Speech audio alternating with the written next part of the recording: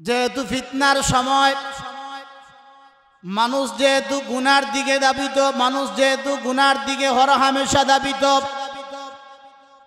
এই জন্যে মানুষ যদি ওই রাত্রিতে ইবাদত বন্দেগী করে, আল্লাহ পাকের গোলামি করে, তাসবিহ তাহলিল আদায় করে, কোরআন তিলাওয়াত করে, ওয়াজিফা পড়ে, এই জন্যে এইগুলা যদি আদায় করে, আল্লাহ পাক এইগুলা আদায় করার কারণে আমার আপনার নাম আমলের মধ্যে আল্লাহ পাক নেকি লিখে দিবেন। সুবহানাল্লাহ।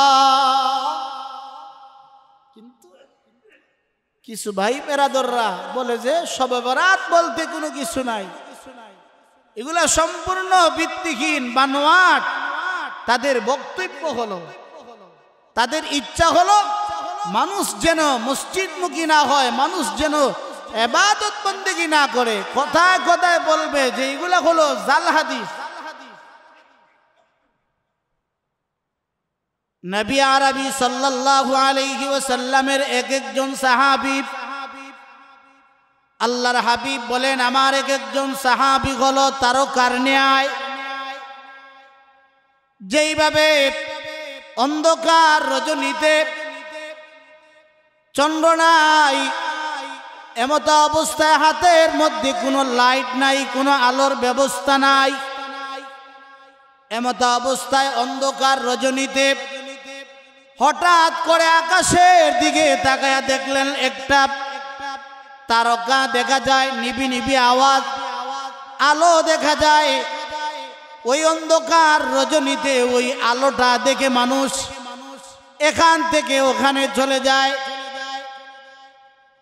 ঠিক তেমনি ভাবে আল্লাহর হাবিব সাল্লাল্লাহু আলাইহি ওয়াসাল্লাম বলেন, ও আমার উম্মতেরা,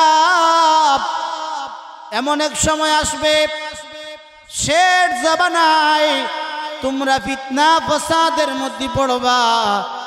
ওই সময়ে যদি তোমরা আমার যে কোনো একজন সাহাবীকে যদি তোমরা অনুকরণ করতে পারো,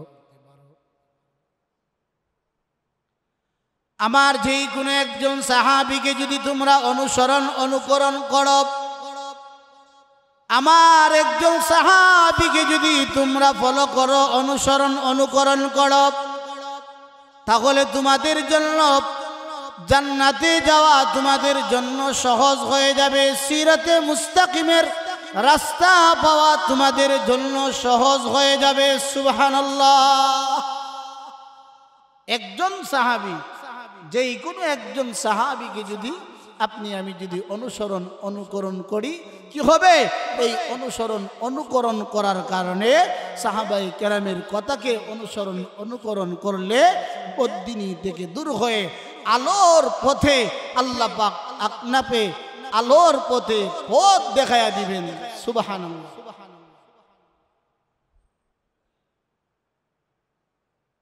এই জন্যে আমার ভাইয়েরা বাবারা, শবে বরাতের ফজিলত, এই রাত্রির ফজিলত হাদিসে পাকে নবী আরবি সাল্লাল্লাহু আলাইহি ওয়াসাল্লাম বলেন, নবী আরবির একজন সাহাবী মুআজ ইবনে জাবাল, কত সাহাবী আমরা মুসলিমে কয়েকজন সাহাবীর নাম জানি অথবা শুনি, কিন্তু এর চাইতেও আরো হাজার হাজার কোটি কোটি সাহাবায়ে কেরাম ছিল। নবী আরবির সাহাবী মুআজ ইবনে জাবাল রাদিয়াল্লাহু তাআলা আনহু বর্ণনা করেন যে নবী আরবি ইরশাদ করেন, আল্লাহ তাআলা অর্ধ শাবানের রাত্রে, অর্থাৎ 14ই শাবান দিবাগত রাত্রে তার কুল কায়নাত সৃষ্টি জগতের দিকে আল্লাহ পাক দৃষ্টি দান করেন, দৃষ্টি দেন। আর ওই রাত্রিতে আল্লাহ পাক দুই প্রকারের মানুষকে আল্লাহ পাক ক্ষমা করেন না। অন্যান্য হাদিসে আরো প্রকারভেদ আছে, আরো কিছু মানুষের নাম উল্লেখ করা হয়েছে। বিশেষ করে মুআজ ইবনে জাবাল বলেন যে নবী আরবীর কাছ থেকে আমি শুনেছি আল্লাহ পাক ওই রাত্রিতে দুই প্রকারের মানুষকে আল্লাহ পাক ক্ষমা করেন না।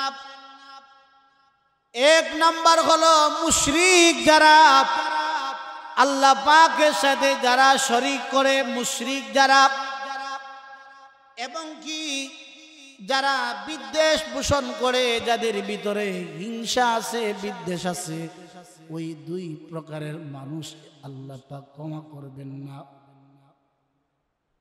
এক নাম্বার হলো মুশরিক। কেউ যদি আল্লাহ পাকের সাথে শরীক করে, অংশীদার স্থাপন করে, ওই মুশরিককে এত গুরুত্বপূর্ণ ফজিলতপূর্ণ রাত্রি হওয়ার পরেও আল্লাহ পাক মুশরিককে আল্লাহ পাক ক্ষমা করবেন না।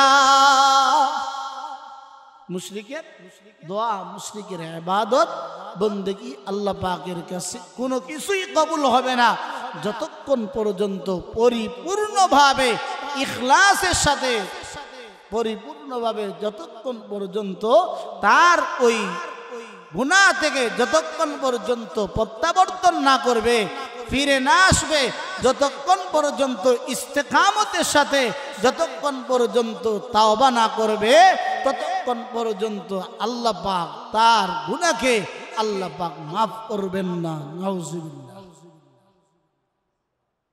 দুই নাম্বার হলো যাদের ভিতরে হিংসা আছে, বিদ্বেষ আছে। যদি কারোর ভিতরে হিংসা বিদ্বেষ থাকে, ওই হিংসা বিদ্বেষ আমার আপনার অন্তর জ্বালিয়ে দিয়ে দেয়। এজন্যই অন্তরের ভিতরে ঘৃণা, অন্তরের ভিতরে হিংসা লালন করা যাবে না। অন্তর থেকে হিংসা বিদ্বেষ দূর করতে হবে। আমাকে একজন কষ্ট দিয়েছে, আমাকে একজন আঘাত করেছে, আমাকে একজন কটু কথা বলছে, এজন্য ভিতরে হিংসা বিদ্বেষ রাখা যাবে না। আমাকে যতই মন্দ কথা বলক, আমার কাজ হলো আমার সাথে একজন দুর্ব্যবহার করেছে, আমি আমার ওই দুর্ব্যবহারকারী ব্যক্তিকে মাফ কইরা দিব। যদি মাফ কইরা দেন তাহলে আল্লাহ পাক আমার আপনার ইজ্জত সম্মান দুনিয়ার জগতে আল্লাহ পাক বৃদ্ধি করবেন, আখিরাতের জগতেও আল্লাহ পাক ইজ্জত সম্মান বাড়াইয়া দিবেন। সুবহানাল্লাহ। এটা হলো এক নাম্বার হাদিস। দুই নাম্বার হাদিস, আম্মা জান আয়েশা সিদ্দিকা রাদিয়াল্লাহু তাআলা আনহা, আম্মা জান আয়েশা সিদ্দিকা রাদিয়াল্লাহু তাআলা আনহা বলেন, একবার হুজুর সাল্লাল্লাহু আলাইহি ওয়াসাল্লাম একটা রাত্রিতে হুজুর সাল্লাল্লাহু আলাইহি ওয়াসাল্লাম নামাজের মধ্যে দাঁড়াইলেন। নামাজের মধ্যে দাঁড়িয়ে এত লম্বা লম্বা আয়াত দিয়ে নামাজ পড়তেছিলেন, রুকু আদায় করতেছিলেন। আম্মা জান আয়েশা বলেন যে নবী আরবী এত লম্বা সিজদা দেখার পরে আমার ভয় হয়েছে, হয়তো পয়গম্বর এই দুনিয়া থেকে মনে হয় বিদায় নিয়ে গেছেন। এত লম্বা সিজদা আদায় করলেন যে আম্মা জান আয়েশা সিদ্দিকা রাদিয়াল্লাহু তাআলা আনহা বলেন যে আমি এত লম্বা সিজদা দেখার পরে আমি মনে মনে ভাবলাম হয়তো রাসূল এই দুনিয়া থেকে বিদায় নিয়ে গেছেন। রাসূলের সিজদা কত লম্বা। আমরা সিজদা আদায় করি, যতটুক সময় তাড়াতাড়ি সিজদা দিয়া বাহির হয়ে যায়, কোনোভাবে দায়িত্ব আদায়। অথচ সাহাবায়ে কেরামদের সিজদার দিকে লক্ষ্য করেন, লম্বা লম্বা সিজদা, লম্বা লম্বা আয়াত, রুকু আদায় করতেন। আম্মা জান আয়েশা সিদ্দিকা রাদিয়াল্লাহু তাআলা আনহা বলেন, নবী আরবীর এত লম্বা সিজদা দেখার পরে আমি নবী আরবীর বৃদ্ধাঙ্গুলির মধ্যে হাত দিয়ে স্পর্শ করলাম। হাত দিয়ে স্পর্শ করার সাথে সাথে নবী আরবী উঠলেন। উঠার পরে আয়েশাকে বললেন, আয়েশা তুমি কি মনে করেছো আমি তোমার হক নষ্ট করছি? আম্মা জান আয়েশা সিদ্দিকা রাদিয়াল্লাহু তাআলা আনহা বলেন, ইয়া রাসূলুল্লাহ, ইয়া হাবিবাল্লাহ, আমি এই জন্য আপনাকে আপনার বিদ্যাঙ্গুলির মধ্যে স্পর্শ করি নাই। ওগো আল্লাহর হাবিব, এত লম্বা সেজদা আদায় করেছেন, এজন্যই আমি মনে করেছি হয়তো আপনি দুনিয়া থেকে বিদায় হয়ে গেছেন, এজন্যই আপনার বিদ্যাঙ্গুলির মধ্যে স্পর্শ করলাম। নবী আরবির বিদ্যাঙ্গুলির মধ্যে আম্মাজান আয়েশা হাত দিয়ে স্পর্শ করছেন। নবী আরবি আয়েশাকে লক্ষ্য করে বলেন, ও আয়েশা, তুমি কি জানো আজকের এই রাত্রিটা কোন রাত? আজকের এই রজনীটা কোন রজনী? আম্মাজান আয়েশা বলেন, আল্লাহু আ'লামু ওয়া রাসূলুহু, আল্লাহ এবং তার রাসূল আমার চাইতে ভালো জানেন। আল্লাহর হাবিব সরকার দু আলম বলেন, ও আয়েশা, আজকে হলো এই রাত্রি, যেই রাত্রিটা হলো শাবান মাসের 14ই রাত্রি। এই রাত্রির অনেক ফজিলত মহান আল্লাহ পাকের কাছে আছে। এজন্য আমি পয়গম্বর সাল্লাল্লাহু আলাইহি ওয়াসাল্লাম আল্লাহ পাকের দরবারে সেজদায় পড়ে আমি শুকরগুজার হচ্ছি, সেজদায় পড়ে আমি আল্লাহ পাকের গোলামির মধ্যে লিপ্ত হয়ে গেছি। সুবহানাল্লাহ। এটা হলো নবী আরবির হাদিস। তাহলে 2 নাম্বার হাদিস পেলাম যে আম্মাজান আয়েশা সিদ্দিকা রাদিয়াল্লাহু তাআলা আনহা হাদিস বর্ণনা করেন। এত গুরুত্ব। 3 নাম্বার নবী আরবি সাল্লাল্লাহু আলাইহি ওয়াসাল্লামের আরেকটা হাদিস,